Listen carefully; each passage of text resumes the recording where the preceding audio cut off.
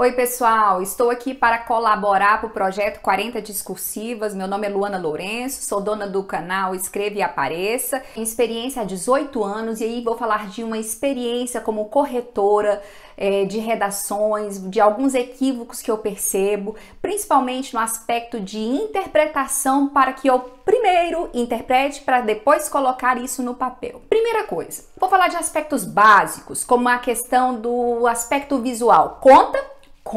Muitas provas, eles dão lá um pontinho mínimo, mas às vezes é aquele mínimo que falta, às vezes, para você até não ser eliminado. Então, vocês têm que se atentar à questão do aspecto visual, sempre lembrando que quem vai ler o seu texto muitas vezes está cansado, tem uma árdua tarefa pela frente, que é a quantidade de textos. Então, vocês têm que se preocupar, zelar pela apresentação do seu texto. Primeira coisa, quanto à questão da legibilidade da sua letra. Tá ok? Outra coisa, respeito às margens. Parece muito básico o que eu estou dizendo aqui, mas muitos candidatos esquecem até mesmo do básico. Então, cuidado com isso aí. Um segundo aspecto é o aspecto gramatical. Muitas vezes o leitor já identifica a imaturidade da escrita, a questão do conhecimento do candidato quando ele erra questões muito simples, como a acentuação de uma palavra, pontuação de um período e por aí vai. Mas o que é assim campeão em relação aos erros? Três coisinhas, na verdade. A questão da pontuação, sem dúvida nenhuma, principalmente sobre o aspecto de orações intercaladas, em que eu preciso colocar as vírgulas ali, isolando aquelas orações intercaladas. A questão das concordâncias, tanto a nominal quanto a verbal, tem que tomar muito cuidado com isso, mas a campeã de todas, regência, que é a questão da crase. Então é muito importante. No entanto, que muitas vezes na prova objetiva de língua portuguesa, crase é um assunto campeão. Mas onde é que eu queria chegar no assunto da discursiva? A questão estrutural. Por gentileza, vocês têm que estar atentos à questão estrutural. O seu texto vai estar dividido em três partes: introdução, desenvolvimento e conclusão. Eu quero que vocês foquem aqui comigo na questão do desenvolvimento. Prova das 40 discursivas que os professores já estão conversando com vocês aí. Fiquem atentos à seguinte situação. A banca geralmente cobra um tema que é um tema roteiro, porque para a banca isso é muito mais fácil de ser corrigido. O que é um tema roteiro, professora? Já ouvi dizer introdução roteiro, mas tema roteiro eu nunca ouvi falar. O que é esse tema roteiro? É quando ele já te dá um roteiro do que ele quer dentro do seu texto. Para ela fica muito mais fácil. Se o candidato seguiu aquilo, tá ok? Vamos dar a pontuação proporcional ao que ele apresentou. Se ele já não seguiu aquilo, ele já tira a sua pontuação. Então é muito mais fácil para quem corrige. Então vamos à seguinte situação.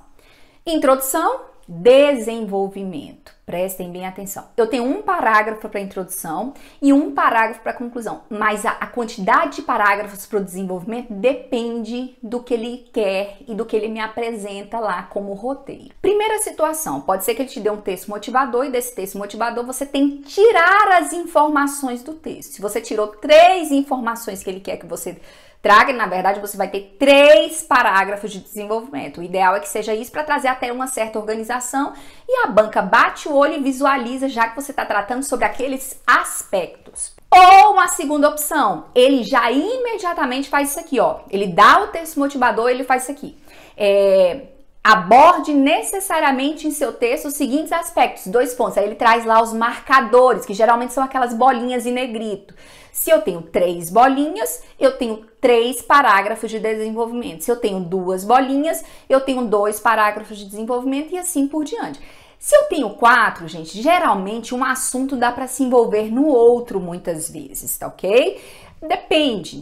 Isso aí quem vai dar e formular melhor essa ideia com vocês são os professores das discursivas, em que eles vão tratar especificamente do assunto.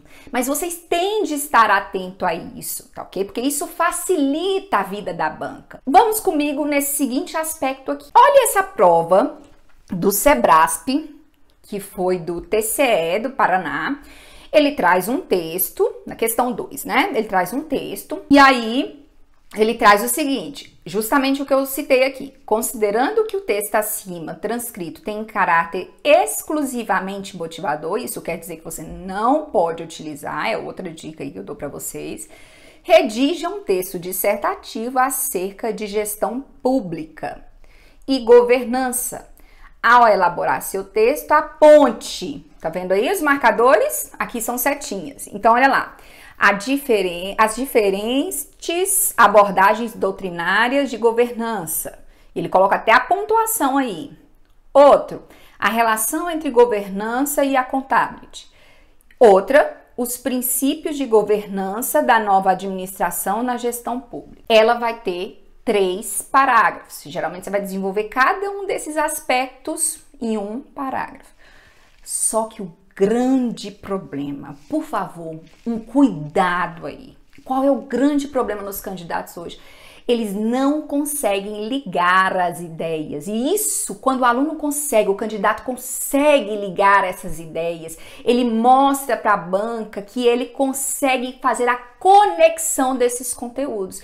E como é que ele vai ligar essas ideias? Por meio dos elementos de coesão. É muito importante que você traça elementos de conexão entre um parágrafo e outro, tá ok? Exemplos de elementos de conexão. Atrelada a essa situação, somada a essa situação, somado a esse contexto, ou no tocante ao aspecto relativo a tal situação, ou o que mais? Paralelamente a tal aspecto. Estão observando? E aí eu formulei aqui um aspecto aqui ligando um contexto ao outro. Somado ao contexto das diferentes abordagens doutrinárias de governança, compreende-se os princípios de governança da nova administração. Se vocês observarem, eu fiz uma conexão de um assunto como se eu estivesse terminando e começando outro. Então isso aí é outro aspecto estrutural, muito além de saber o que é introdução, desenvolvimento e conclusão, e sim também de coesão